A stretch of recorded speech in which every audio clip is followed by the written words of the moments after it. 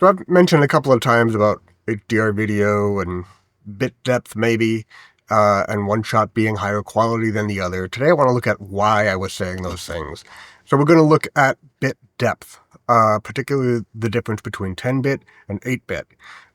So bit depth is it's really not that complex, but it's also not really that intuitive. So when an image is digitized, there's an amount of information from the least amount of data to the most amount of data for that particular color that the camera or the codec is capable of recording. So 8 bits is less than 10 bits. Simplest way of putting it. So with 8-bit, there is less information captured in the difference between colors. So the amount of different blues or the amount of different grays that the camera can record is lower in 8 than it is in 10. Significantly lower. So what that means is when you're color correcting, you have to be very careful with 8-bit footage, and you can be a little bit more, actually a lot more aggressive with 10-bit footage, and the footage will still hold up. Let me show you what I mean. So I have a project here with a couple of example shots.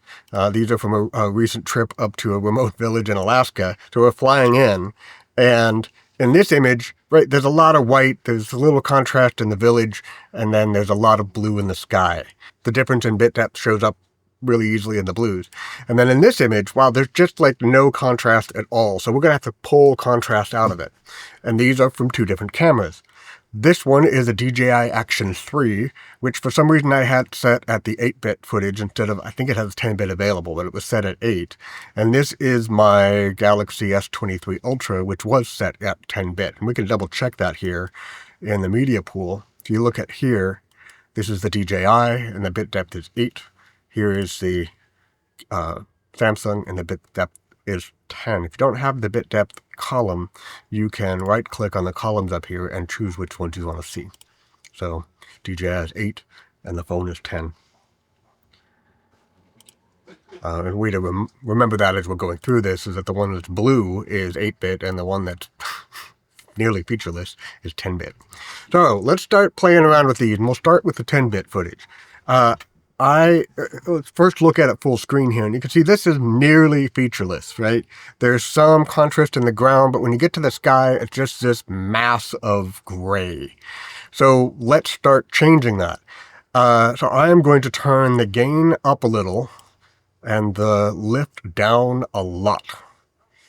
I'm going to turn the gain up a lot more and the lift down a lot more. And now we're getting a spread. You see here in the scope that we're getting a spread. That means we're getting more contrast in the image. So turn it off, turn it back on. You can see a lot more detail. Those were enormous moves I just made right there. And if we zoom in, here, I'll make it full screen actually. We can still see that the image holds up. If we play it, well, let's play it in loop. If we play it, there's a little funk, but that actually comes from the window of the plane. And let's zoom in. Let's see on these clouds. I'm using the scroll wheel and then middle mouse to move this. So we'll zoom in on these clouds. And those are clouds. The horizon is in here somewhere, and those are features on the landscape. So let's turn off the changes I've made and turn them back on. And we'll zoom way in.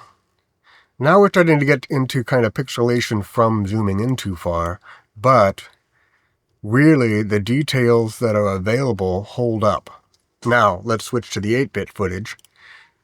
Hit Z to bring that back into full screen. And let's do a similar treatment here. We'll turn the gain up a little bit and the lift down. And that starts separating the sky out, that really gorgeous blue, but there's already, with just these relatively light movements, there's already some funk starting to show up in the blues. You might not be able to see this too well on YouTube. I can see it on the screen. So I'm going to exaggerate the difference here by hitting the contrast. And there's this blockiness that starts to show up.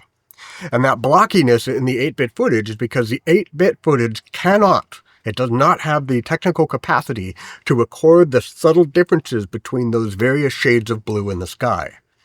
So When color correcting 8-bit, you have to be much more reserved, much more gentle. And if you don't get close in the first instance when you're capturing it, it's more difficult to fix major mistakes that you may have made. Now, there's another significant difference between 8-bit and 10-bit footage. I tend to record in 10-bit as a matter of course, just so that I can do these kinds of wide swings and color correction later.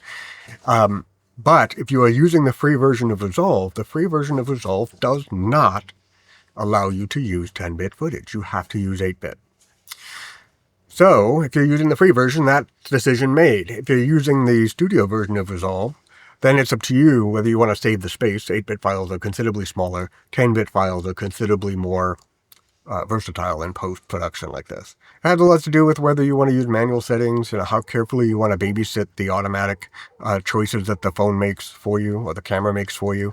8-bit footage is fine. There's nothing wrong with it. You just can't play with it quite as much after the fact.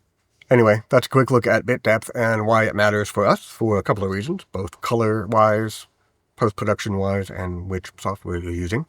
Thanks for coming along, and we'll see you next time.